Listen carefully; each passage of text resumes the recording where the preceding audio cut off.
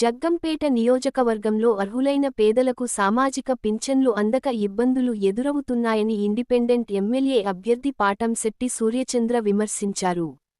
బూరుగుపూడి గ్రామానికి చెందిన వృద్ధులు, వితంతువులు, వికలాంగులు తమ సమస్యలను ఆయన దృష్టికి తీసుకురాగా వారికి అండగా ఉంటామని హామీ ఇచ్చారు. ఎన్నికల సమయంలో ఇచ్చిన హామీలను ప్రభుత్వం అమలు చేయడంలో విఫలమైందని ఆరోపించారు. అర్హులైన ప్రతి ఒక్కరికీ వెంటనే పింఛన్లు మంజూరు చేసి ప్రజా సమస్యలను పరిష్కరించాలని ప్రభుత్వాన్ని డిమాండ్ చేశారు.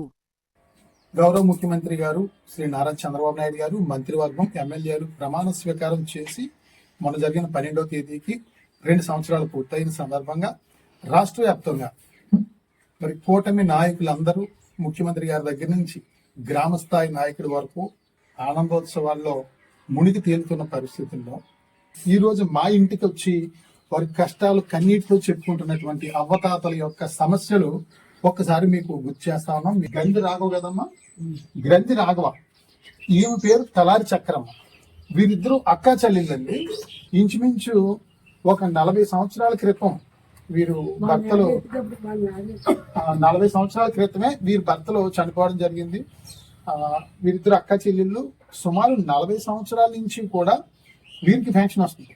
50 రూపాయల నుంచి పెన్షన్ వస్తుంది. తర్వాత 75 అయింది, తర్వాత 200 రూపాయలు అయింది, తర్వాత 500 అయింది, తర్వాత అలా పెరుగుతూ 4000 వరకు వచ్చింది. అలా చక్రమ్మ గారికి 4000 పెన్షన్ వస్తుంది. రాఘవ గారికి పెన్షన్ రావట్లేదు. గత 3 సంవత్సరాల నుంచి పెన్షన్ రావట్లేదు. రాఘవ గారు ఏంటి పెన్షన్ రావట్లేదు అని చెప్పేసి అంటే, వీళ్ళిద్దరూ ఒకే రేషన్ కార్డులో ఉన్నారు. ఒకే రేషన్ కార్డులో ఉండడం వల్ల మీరు పెన్షన్ తీసేసామని చెప్పేసి రాఘవ గారు పెన్షన్ తీశారు. ఎన్నికల్లో సైకిల్ గుర్తుకు ఓటేయండి, తప్పనిసరిగా మీకు పెన్షన్ వచ్చేలాగా మేం చేస్తాం అని వీరు ఆధార్ కార్డులు ఇవన్నీ కూడా ఈ నాయకులు, ఈ టీడీపీ కార్యకర్తలు తీసుకొచ్చిన సెల్ నెంబర్లో వీరి ఆధార్ కార్డులు ఎక్కించి మీకు వెంటనే మీకు ఆల్రెడీ శాంక్షన్ అయిపోయింది. పెన్షన్ మీకు చంద్రబాబు నాయుడు గారు తెలుగుదేశం పార్టీ గెలిచిన వెంటనే పెన్షన్ వచ్చేది అని 2 సంవత్సరాల క్రితం జరిగిన ఎన్నికల్లో వీరికి వాగ్దానం చేయడం జరిగింది. అటువంటిది వీళ్ళిద్దరు ఓటు మీకు కావాలి. ఈమె పెన్షన్ ఆగిపోయిందని చెప్పేసి ఈ మామగారు బాధ అంతా చెప్తే, లేదు నీకు పెన్షన్ వచ్చేద్దామా, నీకు ఓటీపీ వస్తుంది నీ సెల్ నెంబర్కి, లేకపోతే మీ సెల్ నెంబర్ వీళ్ళు వాడడం రాదు, వీళ్ళ మనోడి సెల్ నెంబర్కి ఓటీపీ వస్తుందని చెప్పేసి ఓటీపీ చూపించడం, మీకు పెన్షన్ వచ్చేస్తుందని చెప్పేసి మాయ మాటలు చెప్పి ఇద్దరికి కూడా కన్సర్ట్ కనిపించండి. తెలుగుదేశం పార్టీ నాయకులు తీసుకెళ్లి అమ్మ ఇలా సైకిల్ గుర్తుకు ఓటు వేయని చెప్పేసి సైకిల్ గుర్తు మీద ఓటు వేయించుకున్న పరిస్థితి. అంటే వీళ్ళకి చూపు అంది. ఇద్దరికి కూడా దగ్గర ఈమెకి 90 సంవత్సరాలు, ఈమెకి 85 సంవత్సరాలండి. ఇద్దరికి కళ్ళు అనవు. అటువంటిది 2 సంవత్సరాల నుంచి పంచాయతీ ఆఫీసుల చుట్టూ, ఎంపీ ఆఫీసుల చుట్టూ, తెలుగుదేశం పార్టీ నాయకుల చుట్టూ కాళ్ళు అరిగేలాగా తిరుగుతూ ఉన్నారు. మీకు గుర్తు చేస్తా ఉన్నారు మీ యొక్క హామీలు, మీరు చేసిన మోసాలు. ఒక పెన్షన్ ఇస్తున్నారు, ఒక పెన్షన్కి ఇద్దరు ఎలా సరిపోతే 4000కి ఇద్దరికి మందులు, బీపీ షుగర్లు, మందులు, కాలు నొప్పులు, అదే రకంగా ఓ పూట తిని ఓ పూట తిన్న పరిస్థితి. ఇదా ప్రజా పరిపాలన? అంటే ఒక పూట కడుపు నిండా తిని 2వ పూట పస్తులుండడమా కూటమి ప్రభుత్వం లక్ష్యం అని చెప్పేసి అడుగుతా ఉన్నాం. అంటే మీకు ఓట్లు ఇద్దరే కావాలి. అంటే పెన్షన్ ఒకటే ఇస్తున్నారు కదా, ఒక ఓటు సరిపోదు, 2 ఓట్లు కావాలి. ఇద్దరిని తీసుకెళ్లి జాగ్రత్తగా ఓటు వేయించుకున్నారు. ఇప్పుడు మళ్ళీ 2 సంవత్సరాలు అయినా సరే మీకు గుర్తు రాలేదు ఆ రోజు మీరు చేసిన వాగ్దానాలు, మాటలు. మడగల నూకరత్నం అండి ఈ అమ్మ, మడగల నూకరత్నం. ఈమె భర్త మడగల సత్యనారాయణ. అప్పుడు వైఎస్ఆర్ కాంగ్రెస్ పార్టీ ప్రభుత్వంలో ఈమె భర్తకి పెన్షన్ ఇచ్చేవారు. పెన్షన్ చాలా కాలం తీసుకున్నాడు. తీసుకున్న తర్వాత గత 3 సంవత్సరాల క్రితం భర్త చనిపోయాడు.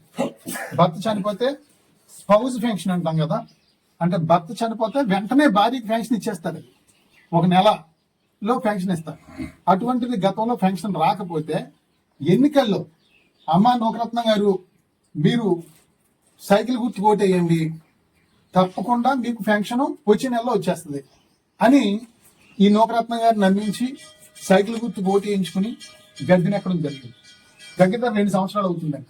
ఇచ్చే పథకం కూడా పూర్తి స్థాయిలో ఇవ్వని దౌర్భాగ్య పరిస్థితి. మరి ఈ భర్త పెన్షన్ తీసుకునేవాడు, ఈమెకి స్పౌస్ పెన్షన్ రావాలి కదా, ఇప్పుడు లేదండి. 2 సంవత్సరాలు పైన అవుతా ఉంది. అంటే ఈ 2 సంవత్సరాల నుంచి 96,000 రూపాయలు ఈమెకి కూటమి ప్రభుత్వం బకాయి ఉంది. ఈ గ్రంథి రాఘవ్ గారికి 2 సంవత్సరాల నుంచి కూటమి ప్రభుత్వం 96,000 రూపాయలు బకాయి ఉంది. కూటమి ప్రభుత్వం అంటే ఈ బకాయిలన్నీ మీకు గుర్చేస్తా ఉన్నాం. అంటే ఆ రోజు ఓట్లు మీకు కావాల్సినప్పుడు అమ్మ నవరత్న గారు సైకిల్ కొట్టేయండి, నీకు ఇదిగో నీ సెల్కి ఓటీపీ వచ్చింది చూడు, గెలిచిన వెంటనే మీకు పెన్షన్, తర్వాత నెలే పెన్షన్ అని ఎన్నో మాయ మాటలు చేసి ప్రజల్ని మోసం చేసి ప్రజల అమాయకత్వాన్ని మీరు ఓటు రూపంలో పొంది గెలుపొంది ఈరోజు విజయోత్సవ మహాసభలో మీరు జరుపుకుంటా ఉన్నారు. ఇటువంటి వాళ్ళు ఇక్కడే కాదు ప్రతి గ్రామంలో ఉన్నారు. వాళ్ళ కన్నీటి బాధ మీకు కనిపించట్లేదు. అదే రకంగా ఈయన ఇంజరపు రాంబాబు గారండి, ఈయనది గోకవరం మండలం గుమ్మలదొడ్డండి. ఈయనకి 2 కళ్ళు కూడా కనిపించండి. ఇతనికి 100% వికలాంగ సర్టిఫికెట్ ఉంది. గుమ్మలదొడ్డి గ్రామంలో ఓటు ఉంది, ఆధార్ కార్డు ఉంది, అన్నీ ఉన్నాయి. పెన్షన్ కోసం అక్కడ గుమ్మలదొడ్డి గోకారం మండలం గుమ్మలదొడ్డి గ్రామంలో పంచాయతీ ఆఫీస్ చుట్టూ అక్కడ ఉన్న నాయకుల చుట్టూ కాళ్ళు ఎరిగేలా తిరగమే పాపం కనిపించదు. ఎవరినో ఒకరిని ఆఫీస్కి తీసుకెళ్లి పంచాయతీ ఆఫీస్కి అంటే తీసుకెళ్దాం. ఇతను పీజీఆర్ఎస్ లో దగ్గర 8 సార్లు దరఖాస్తు చేసుకున్నాడండి. పీజీఆర్ఎస్ లో నాకు కళ్ళు కనిపించట్లేదు, నాకు అసలు ఎవరో దారి లేదు, నాకు తినడానికి గత్యంతరం లేని పరిస్థితి అని చెప్పేసి వీరు గోకవరం ఎంపీడీ ఆఫీసులోని రాజమండ్రి కలెక్టర్ ఆఫీసులో కూడా ఎన్నో సార్లు వినతి పత్రాలు ఇవ్వడం జరిగింది. పీజీఆర్ఎస్ లో 8 సార్లు ఇవ్వడం జరిగింది. స్వయంగా నేను కూడా జిల్లా కలెక్టర్ గారి దగ్గర తీసుకెళ్ళడం జరిగింది. ఈ సందర్భంగా గౌరవ ముఖ్యమంత్రి శ్రీ నారా చంద్రబాబు నాయుడు గారికి జగ్గంపేట నియోజకవర్గం నుంచి ఒక ఇండిపెండెంట్ ఎమ్మెల్యే అభ్యర్థిగా మిమ్మల్ని ఆలోచించమని చెప్పేసి కోరుతా ఉన్నాను. ఇటువంటి 100% అర్హత ఉండి పింఛన్ కోసం అసలు జీవించడానికి మార్గం లేని దీనావస్థితిలో ఉన్నటువంటి వాళ్ళు వీళ్ళు మీకు కనిపించట్లేదు. పల్లి పండుగ అంటున్నారు. ఇతను ఏ పండుగ చేసుకోవాలండి? పల్లి పండుగ. కూటమి నాయకుల్ని, ఇక్కడ ఉన్న ఎమ్మెల్యే ఎంపీని, సంబంధిత మంత్రులు, ముఖ్యమంత్రి గారికి నేను అడుగుతా ఉన్నాను, ఇదేనా మీరు చేసే పరిపాలన? అంటే ఇతనికి కళ్ళు కనిపించు, మీకు కళ్ళు కనిపించట్లేదా? పీజీఆర్ఎస్ లో 8 సార్లు ఫిర్యాదు చేయడం జరిగింది. 8 సార్లు వినతి పత్రాలు ఇస్తారు, మళ్ళీ సంబంధించిన అధికారి వచ్చి ఇతనితో ఏలుముద్ర వేయించుకుని వెళ్ళిపోతారు. అక్కడ గుడిలో ఎవరైనా కొంచెం సంతర్పణ ఎక్కడ జరుగుతుందంటే అక్కడ ఎవరో పిల్లలతో పట్టుకుని ఆ సంతర్పణకి వెళ్ళి భోజనం చేయడం, లేకపోతే ఊళ్ళో ఎవరైనా కొంచెం ఇతనికి దయతలిచి ఓ పూట భోజనం పెడితే చేయడం. అర్హత ఉండి ఇతనికి రావాల్సిన పెన్షన్ రాకపోవడం వల్ల ఎవరు అన్నం పెడతారు, ఎవరు నాకు కడుపు నింపుతారని చూసే దౌర్భాగ్య పరిస్థితుల్లో కూటమి పరిపాలన ఉందంటే సిగ్గుపడాలని చెప్పి తెలియజేస్తా ఉన్నాను. ఇప్పటి వరకు అధికారులకు ఇటువంటి వాళ్ళందరినీ తీసుకెళ్లి వినతి పత్రాలు ఇచ్చి, అయ్యా బాబు వీళ్ళకి పెన్షన్ ఇవ్వండి, అర్హత ఉంది, మీరు ఇవ్వండి అని బ్రతిమాలు. మీకు 2 సంవత్సరాలు అయినా సరే కూటమి నాయకులకు కానీ ఏ రకమైన స్పందన లేదు. ప్రభుత్వం దున్నపోతు మీద నీళ్లు చల్లితే ఏ రకంగా స్పందన ఉండదో ఆ రకంగా ఉంది. కాబట్టి ఇప్పుడు ఇక నుంచి మేము చేసే కార్యక్రమం పోరాటమే ఉంటుంది. ఎవరైతే కష్టాల్లో సమస్యల్లో ఉన్నారో, ఎవరైతే బాధల్లో ఉన్నారో, ఎవరైతే వాళ్ళు కన్నీటి ఆవేదంతో ఉన్నారో వాళ్ళ గలం వినిపిస్తాం, పోరాటం చేస్తాం. బ్రతిమాలే పని ఉండదు.